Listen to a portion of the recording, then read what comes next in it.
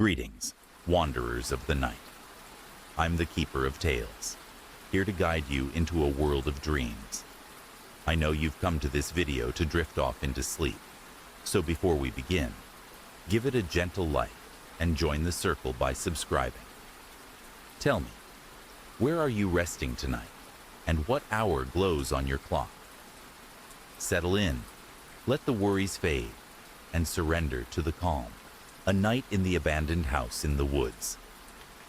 This happened to me a few years ago, in early autumn. I had decided to go camping alone, something I used to do often, just to clear my head. I picked a forest about an hour away from my town, a place I thought I knew well enough not to get into trouble. That afternoon, I parked my car at the trailhead and started hiking deeper into the woods. The trees were thick, their tops blocking most of the gray sky above. The air smelled of wet leaves and distant rain, and the further I walked, the quieter it became. No people, no animals, just me and the forest. I had planned to set up camp near a small clearing I knew about, but by the time I got close, it started to rain. First a drizzle, then heavier drops pattering on the ground. The clearing was already turning into a muddy mess. Setting up a tent there would have been miserable. As I looked around for shelter, I noticed something between the trees, a structure. At first, I thought it might be an old cabin. Curiosity got the better of me, and I made my way toward it. The building was unsettling. It looked ancient, the wood blackened by time, the roof sagging, windows either broken or missing entirely. I hesitated, standing there in the rain. The smart thing would have been to turn around, but the rain was picking up, and I told myself it was just an old house, nothing more. I pushed the door open with my foot. It groaned loudly, swinging inward into darkness. The smell inside was overwhelming: mold, damp wood, and something else, something faintly metallic, like rusted iron. I clicked on my flashlight. Dust floated in the beam, swirling lazily. The floorboards creaked under my boots as I moved inside. Every step echoed strangely, like the house itself was breathing around me. I found a room near the back, no windows, just solid walls, and decided it was the safest place to ride out the storm. I unrolled my sleeping bag on a relatively dry patch of floor, set down my backpack, and sat listening to the rain hammering the roof above me. For a while, everything was fine. The steady rhythm of rain was almost comforting. I even started to relax, until I heard it. Footsteps. At first I thought it must have been the wind, or maybe an animal outside, but no. These were definite heavy steps, slow, measured, moving across the warped floorboards. I froze, straining to hear. They came closer, then stopped, right outside the room where I was sitting. My heart pounded so hard I could hear it in my ears. I turned off my flashlight, plunging myself into complete darkness. I didn't move, didn't breathe. Something scratched at the door, not like an animal pawing. It was deliberate. Fingernails maybe, dragging slowly from top to bottom, then silence. Minutes passed. I don't know how many. It felt like hours. When I finally dared to turn the flashlight back on, nothing was there. No one. Just the old, empty hallway, stretching into darkness. I stayed awake all night, listening to every creak, every whisper of the wind. When dawn finally came, pale and cold, I packed up my things as fast as I could and ran from that place. I tried to find that house again later, thinking maybe it had been some weird, abandoned landmark. But no matter how many times I searched those woods, it was gone, like it had never been there at all. The storm's call of Kilmary Point. I've never been one for ghost stories, but Kilmary Point, a jagged outcrop on the west coast of the Isle of Mull, Scotland, changed that. The point is a lonely place, where cliffs drop into the Atlantic, and sea spray clings to the air like a shroud. Locals in Tobermory talk of a storm that never dies, its winds howling the name of a sailor lost to the deep. They say if you stand too long at the point's edge, you'll hear his voice, begging for rescue. I thought it was just island folklore, the kind spun to keep kids from the cliffs. That was before I went there myself. In the winter of 2023, I, Rachel Harper, a 35-year-old freelance writer from Glasgow, came to Mull for a travel piece on its hidden gems. I'm a city girl, more at home with coffee shops than cliffs, but the promise of a quiet retreat lured me to Kilmorey Point. I arrived on a gray January morning, my notebook tucked in my coat, a camera slung around my neck, and a flask of tea to ward off the chill. The point was as wild as I'd heard. Waves crashing against black rocks, gulls screaming overhead, and a lone standing stone etched with faded Celtic knots, marking the cliff's edge. I scribbled notes about the view, dismissing the locals' tales as poetic nonsense. As noon crept closer, the sky darkened, and a wind kicked up, sharp enough to sting my cheeks. I was about to head back when I heard it. A low, keening wail, not the wind but something human, rising from the sea below. I froze, my pen hovering over my notebook. "Hello?" I called, my voice swallowed by the gale. The wail came again, clearer now, a man's voice, hoarse and desperate. "Help me." My stomach twisted. I edged toward the cliff, peering down at the churning waves, but saw nothing. No boat, no swimmer, just foam and rock. Thinking it was my imagination, I turned away, but the wind roared, and the wail became a plea. "Don't leave me." My heart hammered. I fumbled for my camera, snapping a photo of the sea, hoping to capture something, anything, to explain the voice. That's when the air changed, growing heavy, like a storm about to break. The standing stone hummed, a vibration I felt in my bones, and the wind whipped into a frenzy, carrying the scent of salt and something fouler, like rotting seaweed. I stumbled back, but the world blurred, and for a moment, I wasn't on the cliff anymore.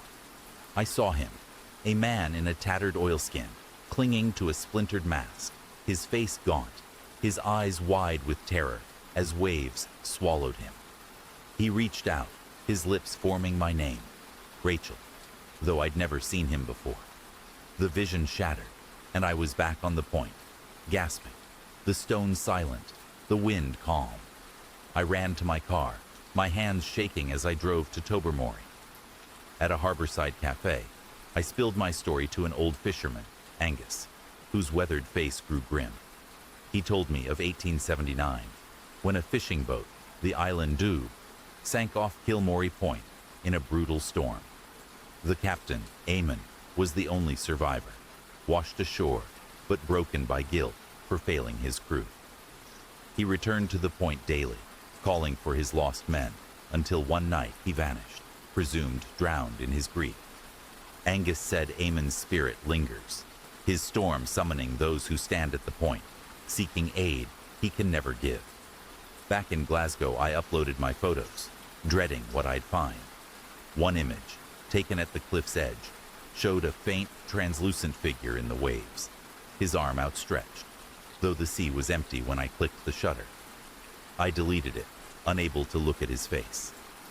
I haven't returned to Mull, but Eamon's voice echoes in my quiet moments, a plea I can't answer. Some say Kilmorey Point traps his torment, its storms replaying his final call. I wonder if it's more, a crack in time where his loss reaches out, searching for someone to pull him from the deep, the ember glow of Raven's Tor. High in the Pennine Hills of northern England, Raven's Tor rises like a somber sentinel over the windswept dales of Derbyshire. Its craggy summit, crowned with a circle of weathered stones, is a place of whispered dread, where the air carries the faint tang of smoke, even on clear days. Locals in the village of Edale speak of a fire that burns without fuel, seen only by those who linger too long at dusk. Tales tell of shepherds who glimpsed flames atop the Tor, only to find cold stone, and of hikers who felt an oppressive heat that left no mark. To outsiders, Ravenstor is a rugged landmark. To those who know its lore, it is a place where a forgotten tragedy smolders still. In the autumn of 2021, Sarah Bennett, a 27-year-old photographer from Sheffield, trekked to Ravenstor to capture its stark beauty for a local art exhibition. A self-described skeptic with a passion for moody landscapes, Sarah brushed off the village's warnings as quaint folklore, eager to shoot the stone circle against the setting sun. She arrived in the late afternoon, her camera bag slung over her shoulder, the moorland air crisp and tinged with heather. The tor loomed above, its stones etched with faint, spiraling patterns she assumed were natural weathering. As she set up her tripod, the wind carried a distant crackle, like twigs snapping underfoot. As the sun dipped below the hills, casting long shadows, Sarah noticed a faint glow pulsing at the center of the stone circle, like embers catching in a breeze.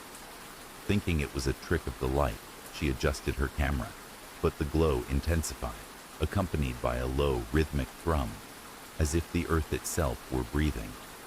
Curious but wary, she approached, her boots crunching on gravel.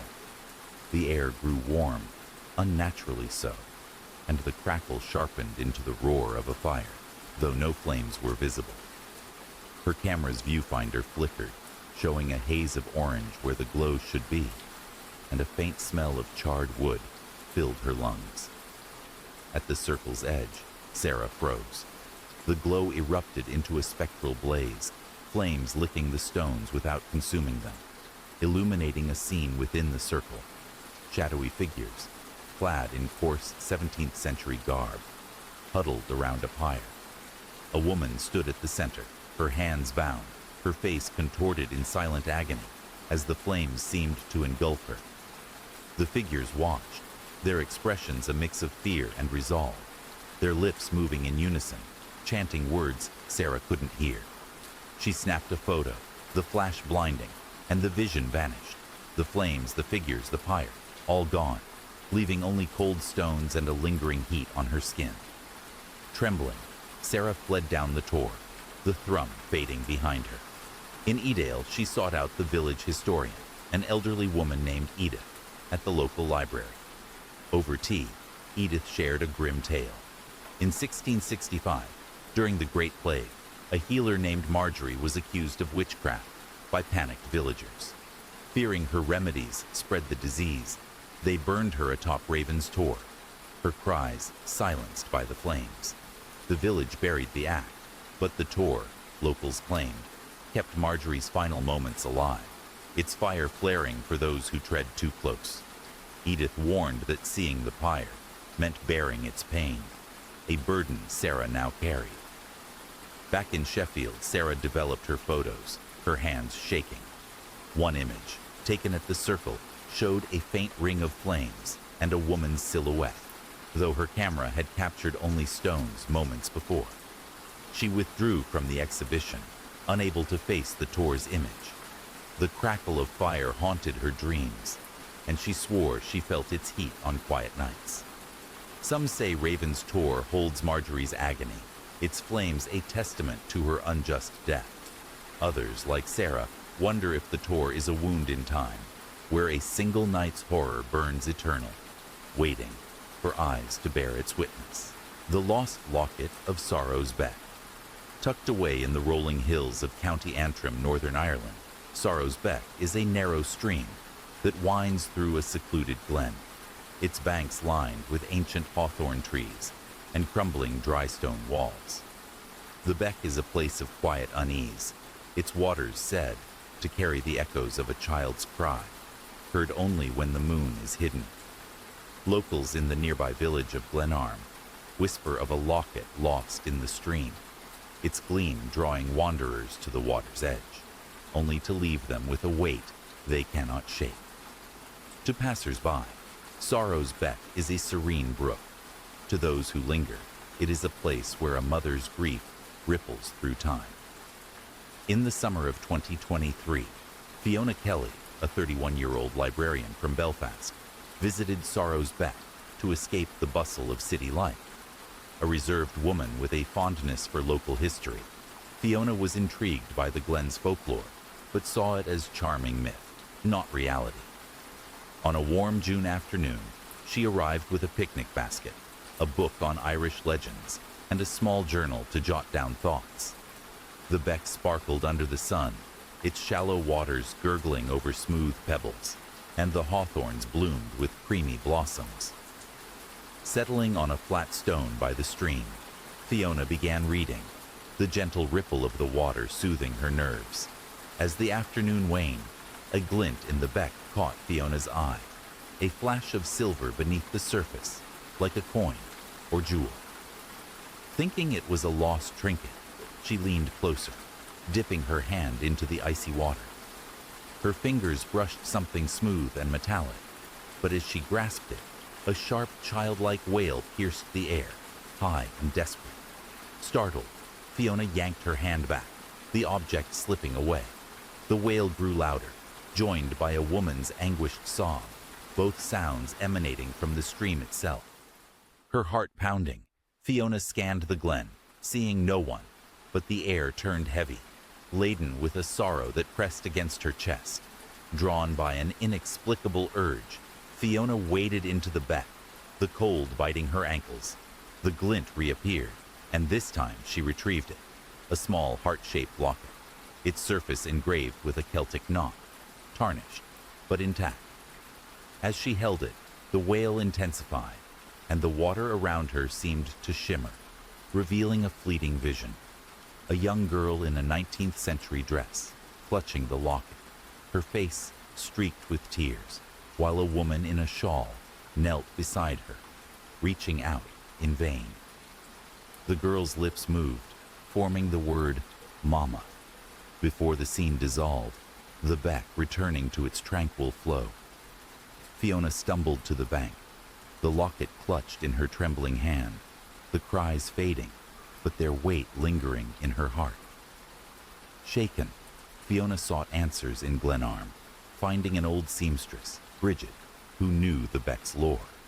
Over a flickering hearth, Bridget recounted a tragedy from 1847, during the Great Famine.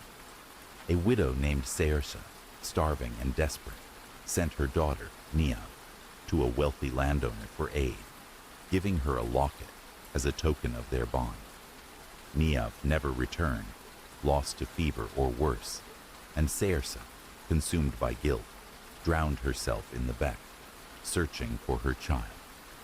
The locket, Bridget said, was a beacon, drawing those who touched it into Niamh's final plea, a moment of loss frozen in the stream's current. Fiona returned to Belfast, the locket locked in a drawer, but its presence unsettled her.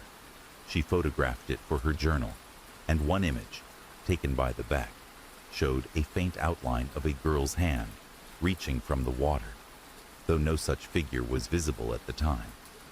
Fiona donated the locket to a local museum, unable to bear its sorrow, but she felt Niamh's cry in quiet moments.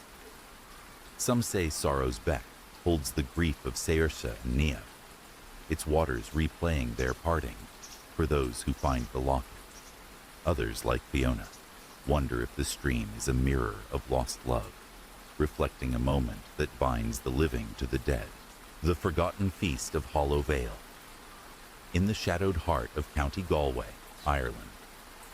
Hollow Vale is a windswept hollow where the River Corrib bends around a cluster of ancient yew trees, their gnarled roots clutching the earth like skeletal hands. The vale is a place of quiet dread, its mossy stones and sunken paths avoided by locals who murmur of a cursed banquet that never ends. Tales persist of travelers hearing laughter and clinking glasses on moonless nights, only to find the vale empty, its air thick with the scent of decay.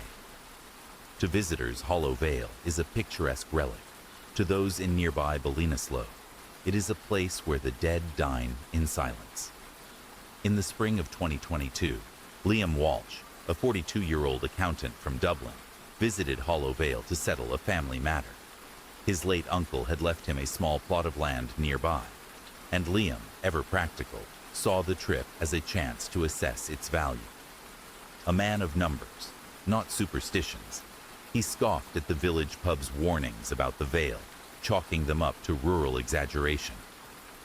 On a damp April evening, armed with a flashlight and a surveyor's map, he drove to the hollow, parking near a stone bridge that marked its edge. The yews loomed in the twilight, their branches swaying despite the still air, and a faint mist curled along the riverbank. As Liam surveyed the land, noting boundaries under the beam of his flashlight, he caught a whiff of something odd. Roasted meat and spiced wine, as if a feast were nearby. Puzzled, he followed the scent toward the yews, where the ground dipped into the vale's heart. There, beneath the trees, he saw a flickering glow, like candlelight, spilling from an open space he hadn't noticed before. As he approached, the scent grew stronger, mingled now with a sour note of rot. A low hum of voices, jovial, then strained, reached his ears, accompanied by the clatter of plates. Assuming a local gathering, Liam called out, but the sounds ceased abruptly, leaving only the river's murmur. Curiosity overriding caution, Liam stepped into the clearing. Before him stood a long oaken table, set for a grand banquet. Silver goblets, platters of steaming food, and chairs, filled with figures in tattered finery, their faces pale and hollow. At the table's head sat a man in a velvet doublet, his eyes sunken, raising a goblet in a silent toast. The guests mirrored him, their movements mechanical, their lips moving without sound. Liam's flashlight wavered as he noticed the food: molded bread, rancid meat, wine clouded with sediment. Yet the figures ate, their jaws grinding in eerie unison. A woman in a frayed gown turned to him, her gaze empty, and pointed to an empty chair, as if inviting him to join. Panic seized Liam. He backed away, but the ground seemed to shift, the yews closing in like a cage. The table glowed brighter, and the figures' silent feast grew frenzied, their hands tearing at the spoiled food, their eyes now fixed on him. A chilling realization hit. The chair was meant for him. He bolted, tripping over roots, the laughter resuming behind him, now cold and mocking. When he reached his car, gasping, he glanced back. The veil was dark, the glow gone, the scent vanished. His flashlight showed only muddy footprints, but his map, dropped in the chaos, was missing. Shaken, Liam sought answers at the pub, where an old farmer, Seamus, shared a grim tale. In the 1690s, during the Williamite War, a wealthy merchant hosted a lavish feast in Hollow Vale to celebrate a truce. But betrayal poisoned the night. Rival clans, invited as guests, massacred the host and his kin, leaving the table untouched. The bodies were buried in unmarked graves, and the Vale was shunned, its feast said to replay for those who disturbed its rest. Seamus warned that joining the table meant joining the dead, a fate Liam had narrowly escaped. Liam sold the land without returning, but the memory clung to him. Weeks later, sorting his uncle's belongings, he found an old sketch of a banquet, the table and figures identical to those in the Vale, though the paper was dated 1701. He burned it, unable to bear its weight. Some say Hollow Vale traps the betrayed, their feast a curse that ensnares the unwary. Others, like Liam, wonder if the Vale is a stage where history's wounds replay, waiting for one more guest to claim its empty seat. Whispers. Outside the tent. A couple of summers ago, I went camping with two of my friends. We picked a remote spot miles away from the nearest town, deep in the woods where you could barely get any cell service. It was supposed to be a weekend to disconnect. Just us, a campfire, and the stars overhead. The first night went exactly like we planned. We set up the tents, cooked over the fire, told stupid stories, and laughed until our voices echoed through the trees. It felt peaceful out there, isolated in the best way. The second night was different. The air had shifted, colder, heavier. Even the woods sounded different. The usual chorus of crickets and rustling leaves had fallen almost completely silent. like the forest was holding its breath. We tried to brush it off. Maybe it was the weather. Maybe it was just in our heads. By midnight, we crawled into our tents, zipped them up, and tried to sleep. I don't know how long I lay there, staring into the darkness of the tent, before I heard it. A whisper. At first, it was so soft I thought it was the wind, just a faint hissing, weaving between the trees. But as I listened, it became clearer, distinct words, though I couldn't make out what they were saying. I sat up, heart pounding, and strained to hear. It sounded like multiple voices, low, murmuring, moving around the camp. I unzipped the tent just an inch and peered out. The fire had burned down to nothing but embers. The woods beyond were pitch black. I couldn't see anyone, but the voices were there, circling, as if a group of people was walking slowly around us. I whispered to my friends, asked if they were hearing it too. One of them, Jake, muttered something about a bad dream and turned over. The other, Sam, didn't answer at all. Then I heard footsteps. Soft at first, like someone stepping carefully through the underbrush, getting closer, closer. Suddenly, something brushed against the side of my tent. Just a light touch, like fingers running along the fabric. I froze, barely breathing. Another whisper, right outside the tent now. So close I could almost feel the breath behind it. Still no clear words.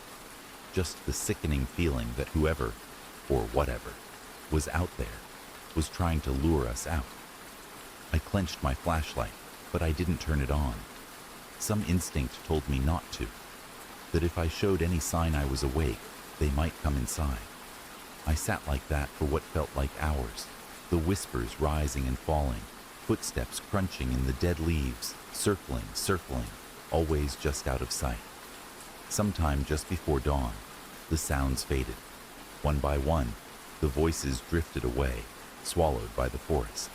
The last thing I heard was a single drawn-out whisper right at the entrance to my tent, a word I finally understood.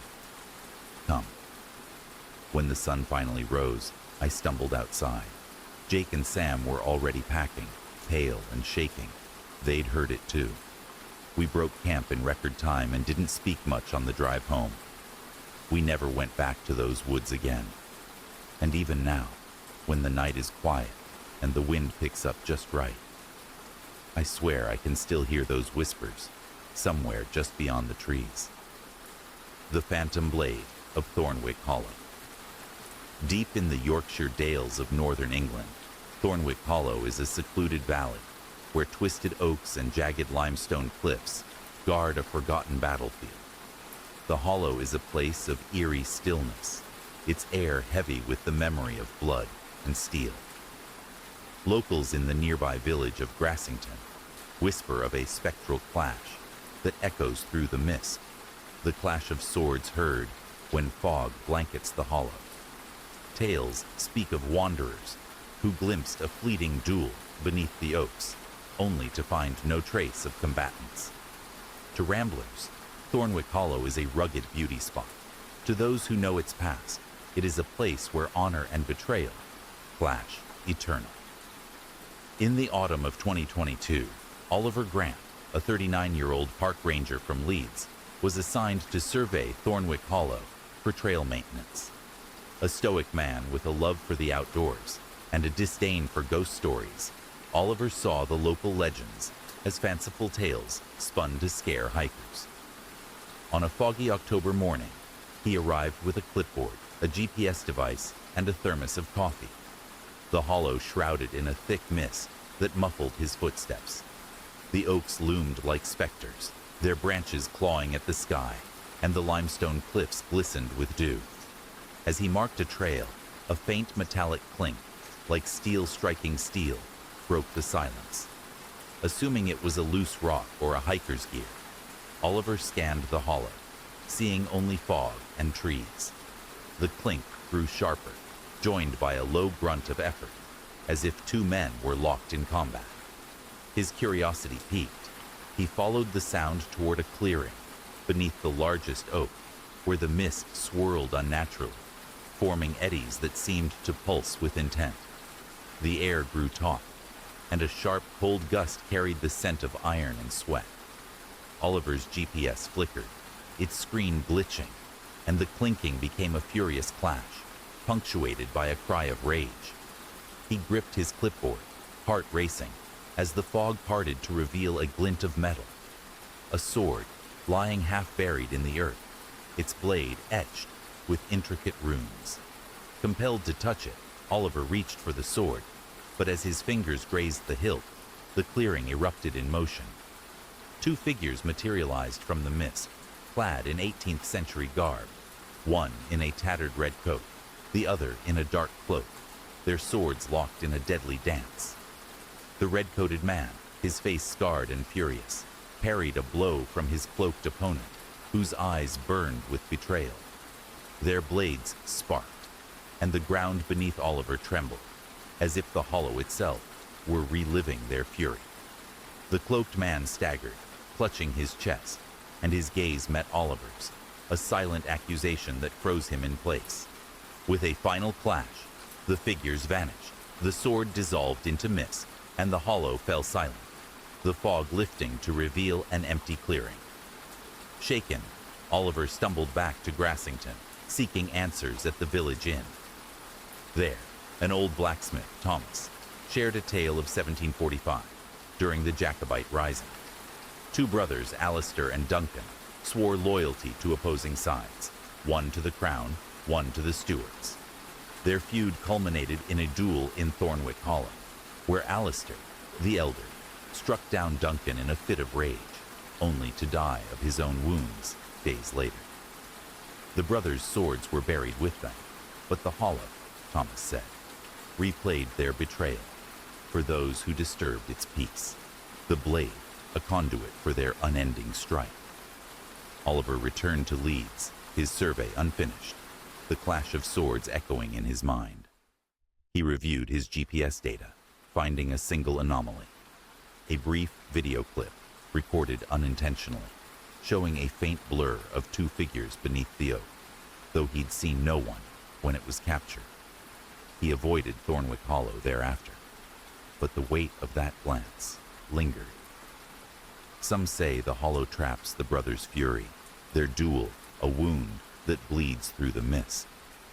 Others, like Oliver, wonder if the valley is a stage where time replays its darkest oaths, waiting for hands to touch the blade that binds them, the whispering ruins of Glenmore. In the far reaches of the Scottish Highlands, where the wind howls through jagged peaks and mist clings to the valleys, lies Glenmore, a remote glen steeped in legend. Its rolling moors and crumbling stone walls are all that remain of a village abandoned centuries ago, its name whispered with caution by those in nearby hamlets. Locals speak of strange lights flickering among the ruins at dusk, and voices carried on the breeze, recounting tales of sorrow and loss. To outsiders, Glenmore is a place of haunting beauty. To those who know its history, it is a place where the past refuses to rest. In the autumn of 2017, Ewan Fraser, a history teacher from Aberdeen, ventured to Glenmore to research a book on forgotten Highland settlements.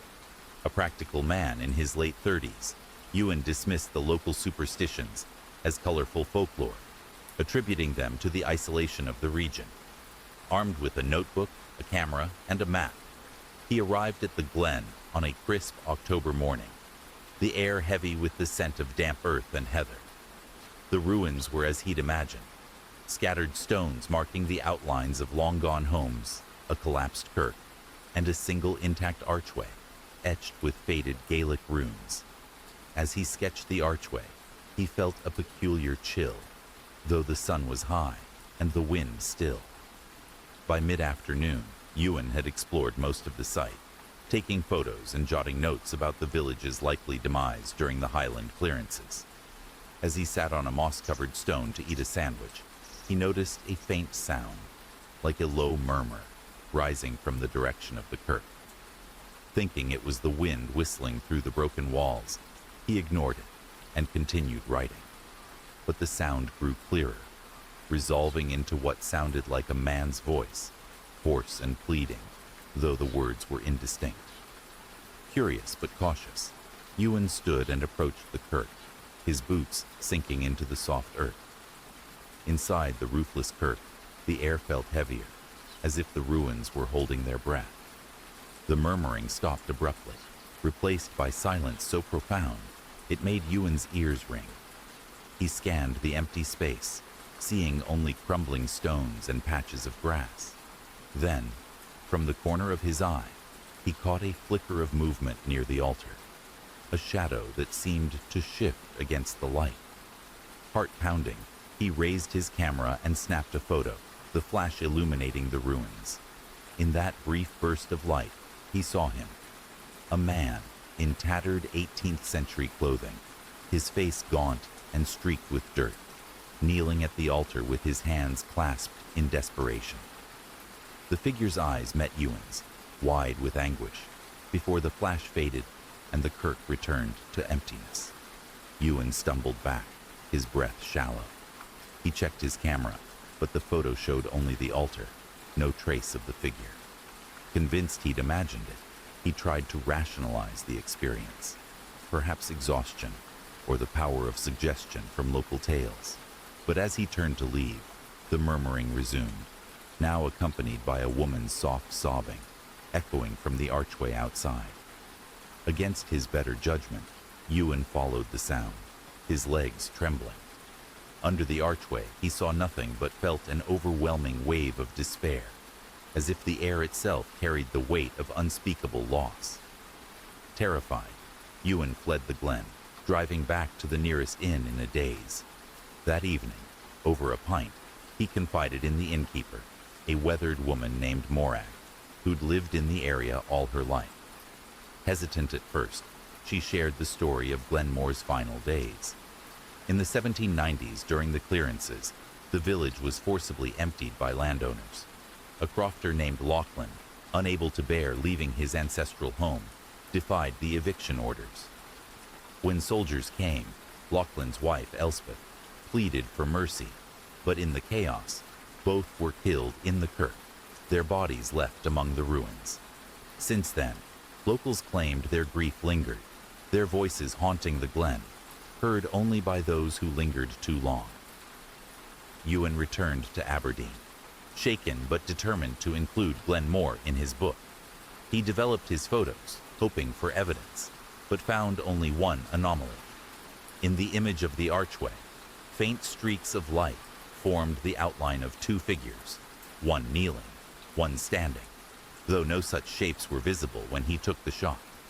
He never returned to Glenmore, but the experience left him questioning his skepticism. Some say the glen's ruins hold an imprint of Lachlan and Elspeth's final moments, replaying their tragedy for those who tread too close. Others, including Ewan, wonder if the glen is a place where time frays, allowing the past to bleed into the present, a reminder of a sorrow that refuses to fade, the silent bell of Dunraven Crag. Perched on the rugged cliffs of Pembrokeshire, Wales, Dunraven Crag overlooks the churning waters of the Celtic Sea, its windswept slopes dotted with the ruins of a medieval chapel. The crag is a place of stark beauty, but locals in the nearby village of St. Bride's speak of it with unease, claiming the chapel's bell, long since removed, still tolls on stormy nights, heralding sorrow.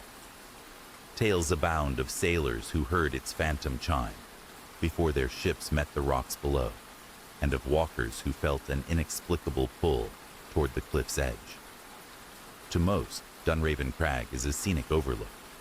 To those who know its secrets, it is a place where grief lingers like salt in the air. In the winter of 2020, Megan Price, a 34-year-old marine biologist from Cardiff, visited Dunraven Crag to study coastal erosion for a university project. A pragmatic woman with little patience for ghost stories, Megan saw the crag's legends as romantic embellishments, likely spread to draw tourists. She arrived on a blustery February afternoon, her backpack laden with surveying tools, a thermos of tea, and a waterproof notebook. The chapel ruins were bleak but striking, their stone walls weathered by centuries of salt and wind, the bell tower reduced to a jagged stump. As she measured the cliff's retreat, the sea roared below, and gulls wheeled overhead. As dusk approached, the wind grew fiercer, carrying a faint metallic hum that Megan assumed was the creak of her tripod in the gale. She packed her equipment, ready to leave, but the hum sharpened into a single, resonant clang, like a bell struck once and left to fade. Startled, she scanned the ruins, seeing nothing but shadows and stone. The sound came again, clearer now, echoing from the tower's empty frame. Her scientific mind raced for explanations, a loose metal fragment perhaps, or vibrations from the cliffs. But the clang repeated, steady and deliberate, each toll heavier than the last. Uneasy, Megan approached the tower, her flashlight beam cutting through the gathering dark. At the tower's base, the air grew thick, as if pressing against her chest. The bell's tolls slowed, and between them, she heard a low, anguished moan, unmistakably human. Her flashlight flickered, revealing a fleeting shape in the tower's arch. A woman in a hooded cloak, her hands clutching an invisible rope, her face pale and etched with despair. The woman's lips moved, forming silent words, and her eyes locked onto Megan's with a plea that sent a shiver down her spine. The next toll was deafening, and Megan stumbled back, her flashlight dying. When she fumbled it back on, the woman was gone, and the bell's chime had stopped, leaving only the howl of the wind. Shaken, Megan fled to St. Bride's, seeking refuge in a small cafe. Over a steaming mug, she recounted her experience to the cafe owner, an elderly man named David, whose eyes darkened at her words. He shared a story passed down through generations. In the 14th century, during a brutal storm, a ship carrying the village's men foundered off Dunraven Crag. The chapel's bell ringer, a widow named Gwenllian, rang the bell frantically to guide them home. But the storm drowned her efforts, and all aboard perished, including her only son. Overcome with guilt, Gwenllian climbed the tower and leapt to her death, her final toll echoing as she fell. Since then, her bell is said to ring before storms, her spirit forever trying to save those she could not. Megan returned to Cardiff, her data incomplete, but her perspective altered. She reviewed her photos from the crag, expecting nothing unusual, but one image, taken near the tower, showed a faint, misty outline of a cloaked figure, invisible when she'd clicked the shutter. She never spoke of Dunraven Crag again, but the toll of that bell haunted her thoughts, especially on stormy nights. Some say Gwenllian's grief is bound to the crag, her bell a warning etched into the stone. Others, like Megan, wonder if the cliffs hold a fragment of her despair, ringing out across time to those who stand too close to the edge. Voices on the recorder. It was a weekend hike, nothing unusual. I'd been on plenty of them before, so when my friend Mark suggested we take a quick trip to the mountains for the weekend, I didn't think twice. We were both avid hikers, and this trail was one of those lesser-known routes, the kind where you rarely encounter other people. We set out early in the morning. The air was crisp, and the sun had barely risen when we hit the trail. We made good progress, the path winding through dense forests before opening up to steep rocky outcrops. It felt peaceful, almost surreal. I remember thinking how lucky I was to be away from the chaos of daily life. At some point during the hike, we decided to stop for a break. We found a small clearing near a creek, and Mark pulled out a handheld recorder. It wasn't something we typically used, but Mark thought it'd be a fun way to document the trip. He started recording, joking about how much fun we were having, and how we'd probably get lost in the woods and never be seen again. We laughed, but something in his tone struck me as odd, almost uneasy. We took a few more pictures, shared some snacks, and then continued on. It wasn't until we made camp later that evening, just as the sky turned dark, that Mark pulled out the recorder again. He played back the earlier recordings, laughing at our dumb jokes, but when he pressed play for the last clip, I froze. I didn't recognize it at first. There was no context, no laughter, just whispering. Quiet at first, like a distant hum. Then, unmistakably, a voice, harsh and raspy, like it was coming from deep within the earth itself. "Get out," it whispered, barely audible, but clear enough for me to hear. I laughed it off, thinking it was some weird feedback from the recorder or interference from the wind. But then the voice came again, louder this time and clearer. "Leave now." I felt a chill run down my spine. Mark was already hitting the rewind button, playing the same part over again. The voice was still there, but there was more now. Footsteps, faint but unmistakable, as if someone had been walking near us the entire time we were sitting by the creek. We both fell silent. It was unnerving, especially since the recorder had been lying on the ground the entire time, right next to us. There was no one else around, just the two of us in the middle of nowhere. Mark shrugged it off at first, but I couldn't shake the feeling that something was wrong. I told him I wasn't comfortable staying out there for the night, that the forest felt alive in a way I couldn't explain. But Mark just laughed again, dismissing it as paranoia. That night, we took turns keeping watch. I kept hearing noises from the trees, branches snapping, the sound of footsteps circling the camp. But every time I shined my flashlight toward the noise, there was nothing there. Just shadows, stretching unnaturally in the moonlight. The next morning, we packed up and headed back down the trail, trying to laugh off the weirdness of the night before. But something was different. The woods felt off. The air seemed heavier, like it was pressing down on us. Every turn in the trail felt like we were being watched. When we finally reached the parking lot, I felt a sense of relief wash over me. It wasn't until we were back home that I decided to check the recorder again. I didn't even have to press play. The moment I turned it on, I heard it. A low hum, followed by a voice, clearer than ever before. "Stay away." It wasn't just a warning, it was a command. I tried to erase the recordings, but they wouldn't delete. I reformatted the device, but every time I checked, the files were there. Always on the same day, always that same voice. It was almost like something was following me, reminding me that I had crossed into a place I shouldn't have been.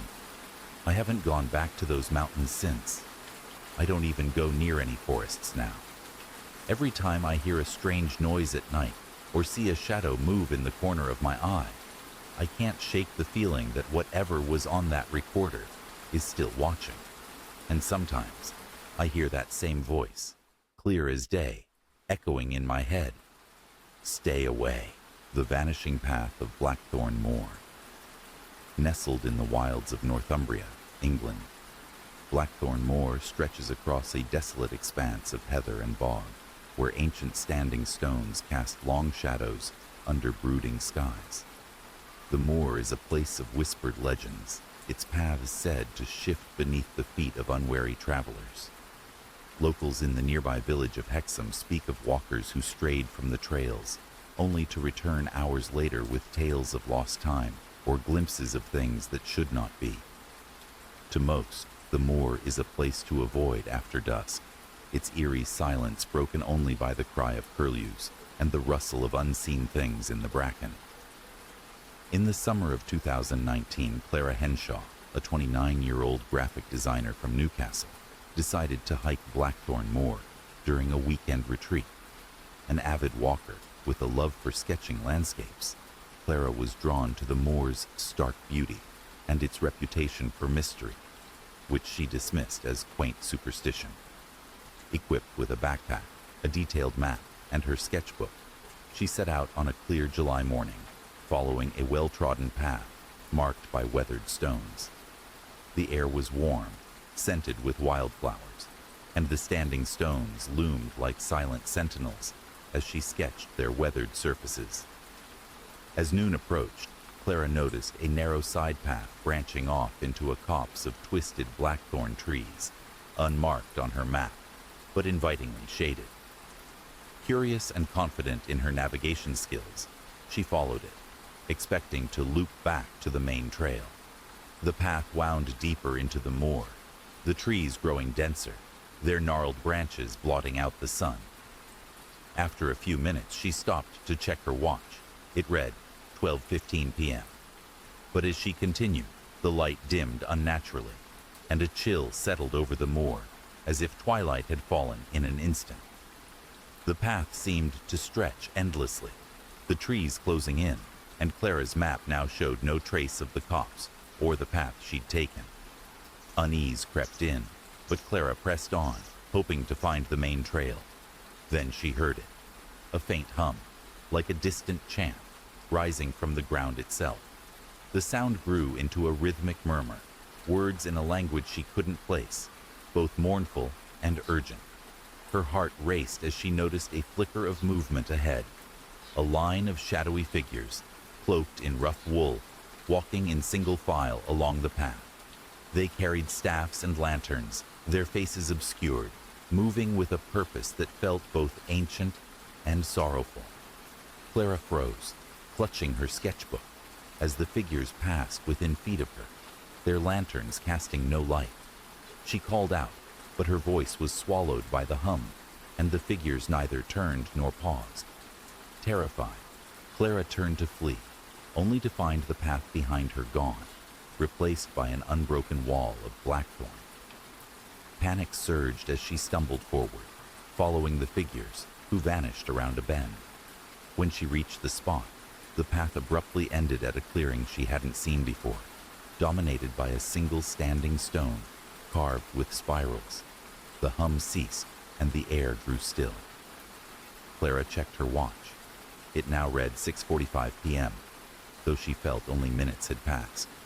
Her phone showed no signal, but the timestamp on her last photo, taken at 12:10 p.m., confirmed she'd lost over 6 hours. Shaken, Clara retraced her steps, somehow finding the main trail again. She reached Hexham by nightfall, her sketchbook clutched tightly, though she couldn't recall drawing anything. At the village pub, she shared her story with an elderly barmaid, Agnes, who listened with a knowing nod. Agnes revealed that Blackthorn Moor was once a sacred site for a druidic sect, driven out in the 5th century during Christian purges.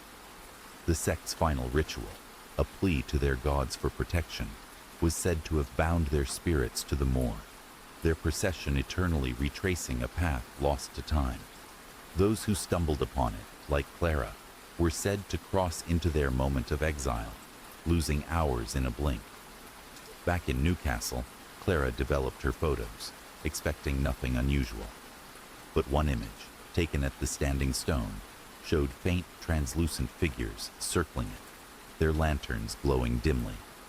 Figures she hadn't seen when she pressed the shutter.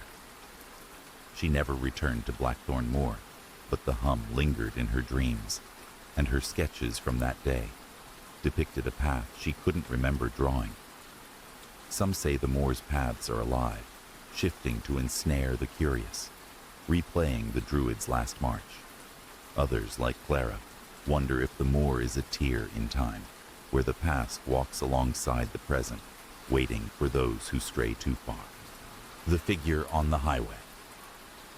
This happened last winter, when I was driving back home after visiting my parents. It was late, sometime after midnight, and the highway was almost completely empty. Just a long, endless stretch of dark road, cutting through frozen fields. The weather had turned ugly. It had started snowing heavily, and the wind pushed the flakes across the road in swirling, ghostly patterns. My headlights barely cut through the storm, and I found myself gripping the wheel tighter, leaning forward, squinting into the white blur ahead. I was maybe 30 minutes from home when I first saw it. At the edge of the road, just beyond the shoulder, there was a figure. I caught it in a quick flash. A person, standing completely still in the snow. No car nearby, no movement, just standing there, staring. I felt a jolt of adrenaline, but before I could really react, I had already passed them. I thought maybe they needed help, that maybe their car had broken down somewhere behind the trees. I slowed down, debating whether I should turn around, but something about it felt wrong. I couldn't explain it. I kept driving. About 10 minutes later, I saw them again.